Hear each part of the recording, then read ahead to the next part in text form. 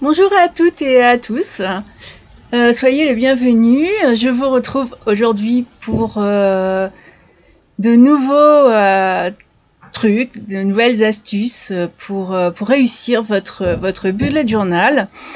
Et aujourd'hui, je vais vous inviter à désencombrer votre esprit. Et ça, je crois que nous en avons tous besoin. C'est vraiment l'idéal pour vivre loin du stress et loin des agendas surchargés sans aucune logique. J'ai lu quelque part que nous avons pratiquement 70 000 pensées quotidiennes et que finalement notre cerveau génère suffisamment de contenu pour pouvoir faire un bouquin tous les jours. Mais alors oui, je dis un bouquin par jour, mais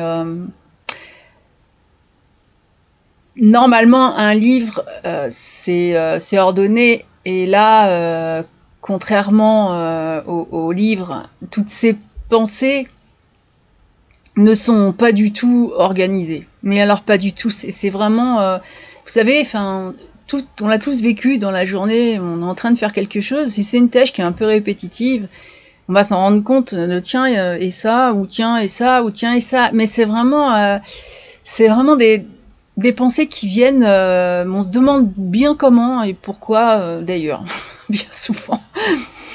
Mais elles ont forcément leur importance. Quand ces pensées peuvent éventuellement être vaguement cohérentes, mais c'est vraiment le meilleur des cas. Hein. Et ça permet de comprendre que notre pauvre matière grise ait bien du mal à mettre un peu d'ordre dans tout ce bordel. Alors, par où commencer ? Que faire ? Moi, c'est vrai, je me pose quand même la question souvent, c'est que faire en priorité ? Et inévitablement, je me suis au début attaquée à beaucoup trop de choses à la fois, je me suis dispersée, j'étais pas vraiment concentrée, parce que j'étais sur plusieurs tâches et du coup, je donnais vraiment l'attention nécessaire à aucune de mes idées, aucun de mes projets, j'essayais de tout faire en même temps, et oui, j'étais très occupée, voire trop occupée, et en fait, occupée, c'est pas être productif. C'est vrai que quand on dit je suis occupée, c'est un peu une façon acceptable d'avouer qu'on a dépassé les limites fonctionnelles. Voilà.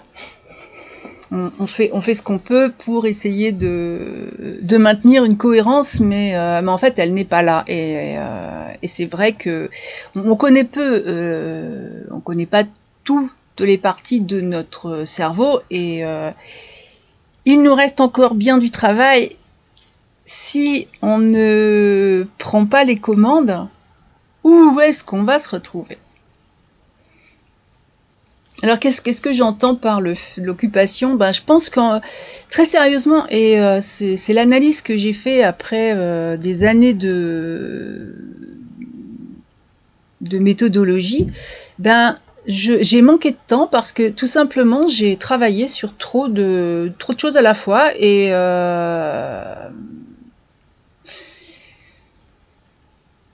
j'ai pas réussi à tout mener à bien. Parce que ce phénomène, il est problématique. Après, c'est pas spécifique au XXIe siècle, hein, mais on a une quantité presque indéfinie de choix que la technologie met vraiment désormais à la disposition de tout un chacun, je pense. Et je crois que ça s'amplifie aussi.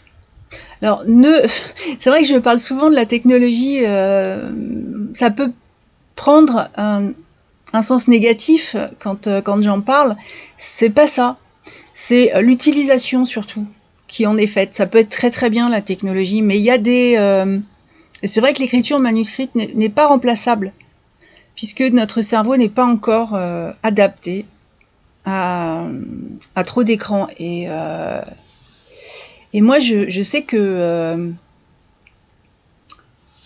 au tout début, j'étais toute joyeuse de tout ça, et c'était bon. Alors, est-ce que je tape sur mon clavier d'ordinateur? Est-ce que je réponds aux SMS? Est-ce que j'envoie un email? Est-ce que je passe mon coup de fil? Est-ce que je rédige mon blog?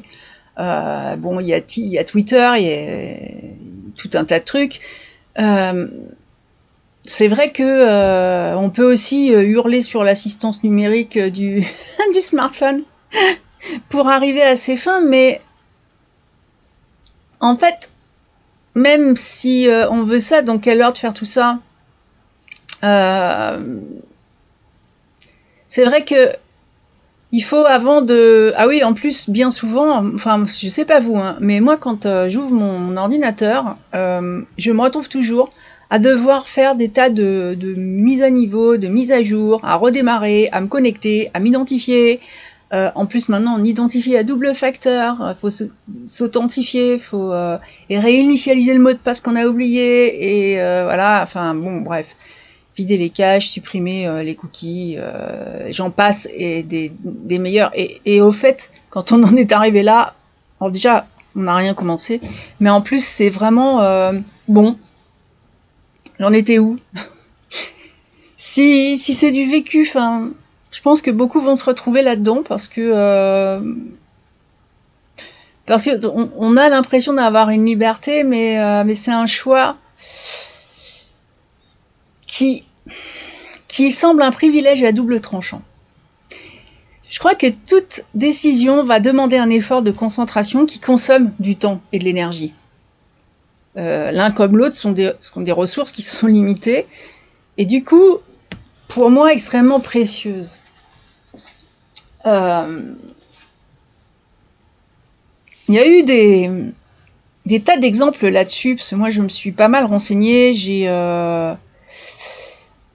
j'ai lu des bouquins justement sur les effets. Alors c'était plus par rapport aux enfants et par rapport à tous les troubles qui sont apparus avec ce qu'on a de technologie, mais un enfant, c'est un adulte en devenir, et c'est pas pour ça que l'adulte n'est pas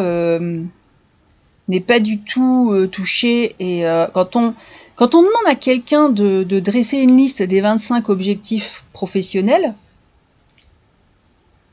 et ça, c'est vrai que les boîtes de recrutement ont tendance à faire ça, d'ailleurs. Après, de vous demander d'entourer les 5 que vous allez considérer comme prioritaires, eh bien, si on demande ensuite à cette même personne les raisons du choix, on a souvent que les 5 objectifs entourés sont des priorités, et que les 20 autres les suivent de très près. Donc en gros, bon, tout est important.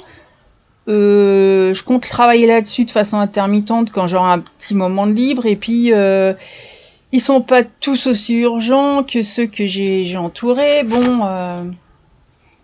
enfin bref, on croit avoir cette même intention de consacrer du temps et de l'énergie à chacun d'entre eux pour donner une chance d'aboutir, mais c'est vraiment la mauvaise réponse. Parce que tout ce qui n'a pas été entouré là-dessus va se transformer en liste d'objectifs qui est en fait à oublier de toute urgence, je crois. Quoi qu'il arrive, on ne peut pas s'investir dans ces projets tant qu'on n'a pas mené à bien, par exemple là, dans l'exemple que je viens de donner, les 5 qu'on estime prioritaires. Donc forcément, le reste, c'est... vous savez, parfois, il y a des habitudes aussi qui peuvent libérer l'esprit. Un jour, c'est Barack Obama qui avait dit « Vous remarquerez que je ne porte que des costumes bleus ou gris ». En fait, je m'efforce de réduire le nombre de décisions que j'ai à prendre parce que j'ai pas envie de choisir ce que je mange ou ce que je porte. Voilà, j'ai tellement d'autres décisions plus importantes à prendre. Et j'ai retrouvé cette façon de procéder chez beaucoup, surtout ceux qui sont dans l'informatique, quand on a une conscience très aiguë de toutes les occasions de limiter des décisions qu'on a à prendre, on les prend et c'est ce qui fait des habitudes. Moi, j'ai mon truc aussi, c'est que si on reste dans les vêtements, je sais, puisque je suis consciente maintenant, grâce à mon bullet journal, je sais ce que je fais le lendemain. Si je pars en randonnée ou si je vais travailler avec mes chevaux, voire à cheval, toutes mes affaires seront prêtes la veille. Ça m'évite l'abominable checklist éventuellement à faire le matin comme si on embarquait dans un avion ou d'oublier beaucoup de choses. Parce que c'est pas quand on est à des kilomètres de chez soi qu'on peut revenir là-dessus. Et pour moi, c'est vraiment une façon de simplifier mon cerveau. Le soir, je regarde ce que je vais faire. J'ai rien d'autre à faire, donc je m'occupe plus que de ça. Et je mets sur... je crois que c'est même dans l'ordre où je vais les prendre. Comme ça, je ne pense pas le matin. Il n'y a pas de précipitation. C'est un peu le pouvoir de la volonté. Ça, c'est la psychologie, mais quels que soient vos efforts pour faire preuve de rationalité, de hauteur d'esprit, vous pouvez pas prendre décision sur décision sans finir par en payer un prix biologique. La fatigue qui en résulte, c'est pas l'épuisement physique tel qu'on l'éprouve d'ordinaire, donc il n'y a pas la conscience d'être fatigué. C'est surtout être à court d'énergie mentale. Et ça, c'est la fatigue décisionnelle, c'est une fatigue nerveuse. Et vous avez... Plus vous avez de décisions à prendre, plus il devient difficile de prendre des décisions qui sont judicieuses. Le fait d'avoir toujours mes affaires prêtes en cas de départ, en général, en plus, je vais partir tôt. Ça me permet d'être complètement détendue. Et justement, si j'ai une décision à prendre le matin, parce que la vie reste impermanente, j'aurai que cette décision-là à prendre. Donc, elle sera très certainement plus aboutie. Donc là, c'était un petit peu un exemple, mais c'est vrai que on a beaucoup plus de risques de faire un repas déséquilibré à l'heure du dîner qu'au petit déjeuner, parce qu'en fait, quand on démarre la journée avec cette fameuse réserve de volonté qui est intacte, on se concentre sur ce qu'on fait. Plus la journée avance, moins on le fait. Et d'ailleurs, dans cet exemple de nourriture, j'ai tendance aussi à préparer mes repas de la journée le matin, voire même la veille au soir. Parce que le petit déjeuner, c'est sacré et que j'aime bien prendre du temps et prendre mon petit déjeuner dans mon fauteuil en lisant. Si on ignore cette fatigue décisionnelle, c'est vrai que ça peut avoir des conséquences qui sont importantes parce que il va y avoir une fuite justement de cette fameuse prise de décision. Et c'est particulièrement vrai pour les choix de vie les plus cruciaux. Ceux qu'on a tendance à repousser tant qu'on n'est pas au pied du mur, vous savez, des décisions difficiles à prendre qui vont pas disparaître quand on les ignore. Elles attendent. Et ça devient de plus en plus menaçant et c'est un peu quand on a besoin de choisir une université pour les études. Est-ce que vous avez envie vraiment de vous marier avec un tel ou un tel? Est-ce que vous allez accepter cette nouvelle proposition d'emploi? c'est des trucs qu'on a tendance à tourner au fond de la tête et puis on arrive au pied du mur et la décision elle est prise un petit peu... Il y en a qui m'ont répondu souvent mais moi je travaille mieux comme ça, mais en réalité non. Si on creuse réellement, on voit que pas du tout. Quand on arrive au moment où on est contraint d'arrêter et justement de prendre cette grande décision, il vient s'ajouter à d'autres choses d'autres décisions qu'il nous a fallu prendre pour éviter la fameuse qui était intimidante et la capacité de concentration à ce moment-là a de très fortes chances d'être entamée et plus qu'entamée. Dans ces conditions, il y a énormément de stress, il y a énormément d'angoisse et alors moi c'est vrai que je vois beaucoup de personnes qui ont ce sentiment de perdre pied, d'être poussées par les événements et puis voilà. Et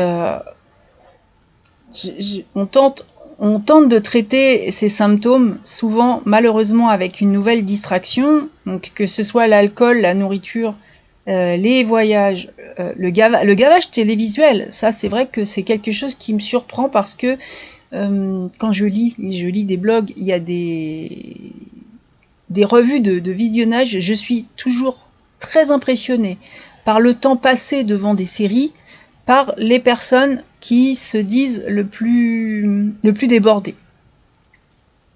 Il faut bien avouer que c'est pas du tout quelque chose qui repose, mais pas du tout. C'est vraiment une impression et c'est une façon de s'évader. C'est bon, je veux pas citer, mais il y a beaucoup de revues qui viennent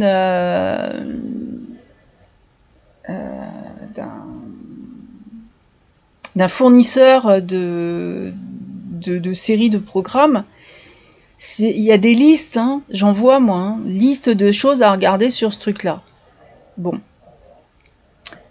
Eh ça peut être suffisamment important pour rester scotché devant un écran parfois pendant, 4 ans. Et aucun... quand on alors je regarde peu de programmes, donc j'ai pas de liste de ce genre, mais j'ai vu pour ceux qui avaient des listes que finalement au moment où ils ont envie de se poser pour regarder réellement quelque chose, un truc, ils savent pas quoi prendre dans leur liste. Donc c'est vraiment il y a un problème quand on n'arrive pas à se décider et du coup ça stresse encore plus. Et ce que vous espériez voir vous détendre va vous stresser encore plus. Alors pour briser ce cercle vicieux et changer durablement les choses, je ne traite jamais les symptômes, je traite la cause. C'est pour ça d'ailleurs que quand j'ai choisi les thérapies, j'ai toujours pris l'analytique et non pas le comportemental. Je ne change pas un comportement. J'essaye d'en dénicher la cause. Enfin, c'est pas moi, c'est le patient. Mais en tout cas, je l'accompagne pour qu'il en découvre la cause. Une fois la cause bien cernée, le comportement se modifie très souvent de lui-même. Et puis si c'est pas le cas, là, dans ce cas-là, une thérapie comportementale en très peu de séances va être très efficace. On doit vraiment réduire le nombre de décisions qui nous encombrent parce que c'est le meilleur moyen de pouvoir se focaliser sur ce qui est vraiment, vraiment important. Alors aujourd'hui, je vais vous proposer un exercice que je fais, que ce soit en atelier d'écriture, que ce soit... c'est un exercice que je fais très souvent. Soit c'est... Là, je vais l'appeler l'inventaire mental, mais ça peut être le bilan à cet instant présent de votre existence. Ça peut être... Pour moi, c'est important de faire des bilans réguliers parce que ça permet de voir la façon dont on évolue et de voir aussi si on a évolué dans le sens qui nous convient. Parce que c'est bien beau d'avancer, mais si on avance sur un mauvais chemin, il va falloir faire demi-tour. C'est autant d'énergie qui est dépensée pour inutilement bien souvent. Alors vous êtes prêts pour cet inventaire mental ?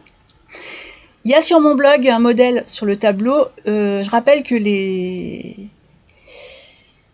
les articles sortent le mercredi matin.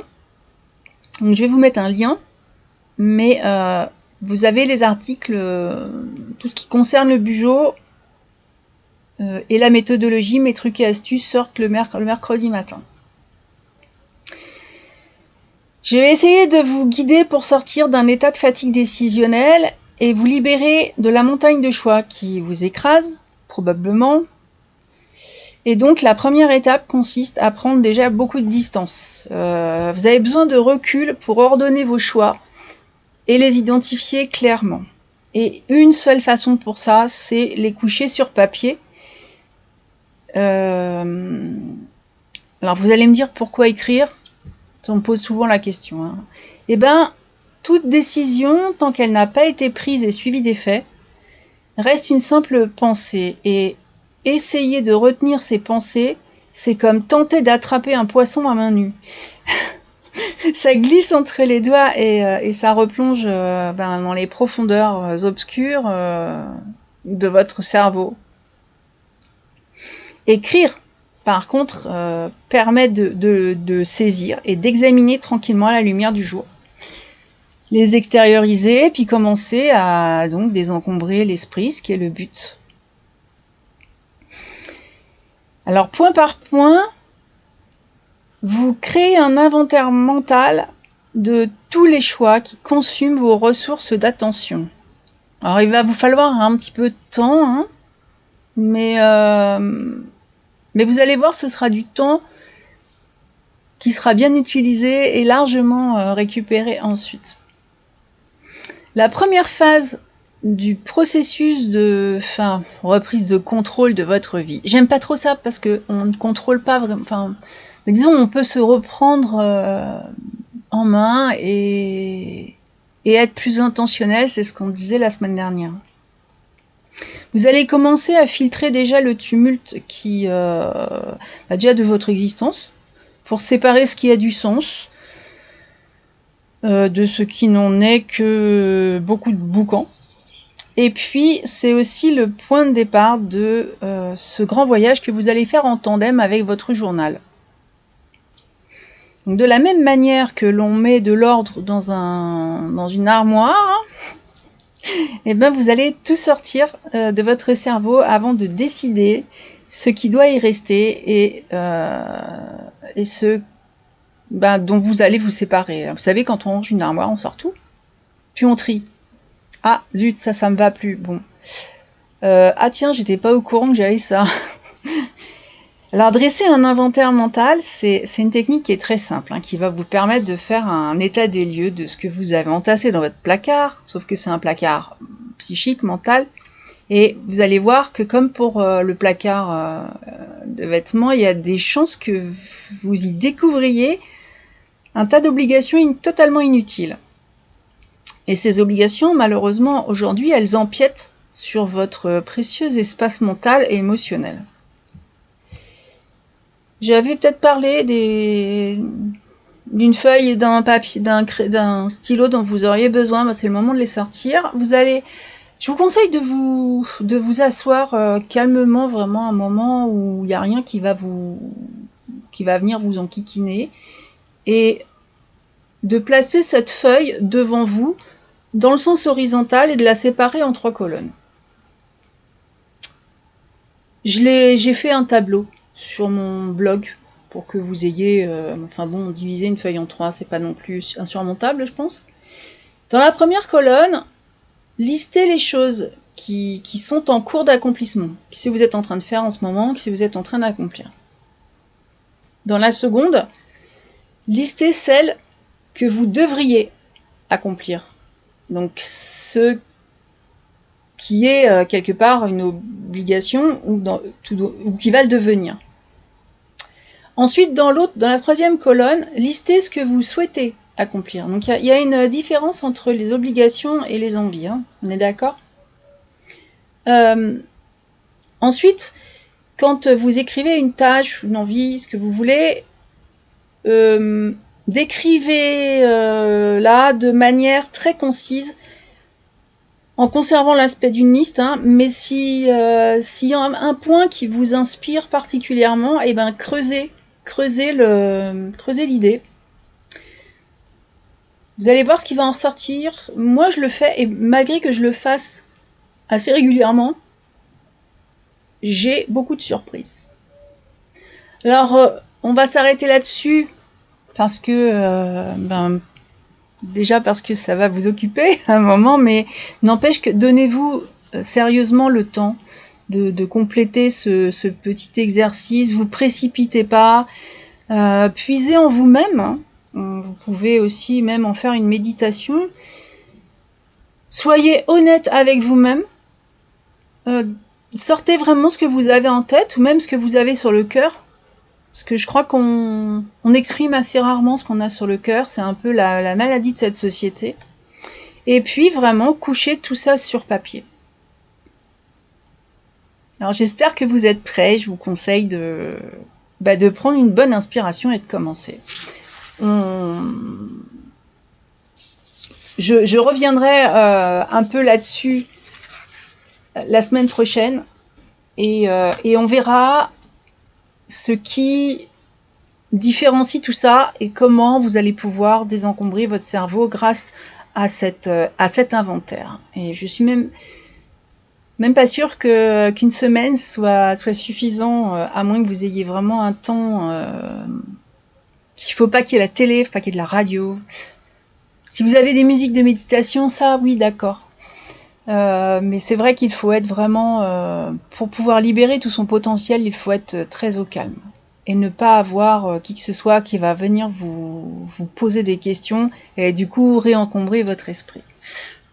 Donc mon conseil, c'est vraiment une pièce, un moment de la journée où vous allez être vraiment tranquille.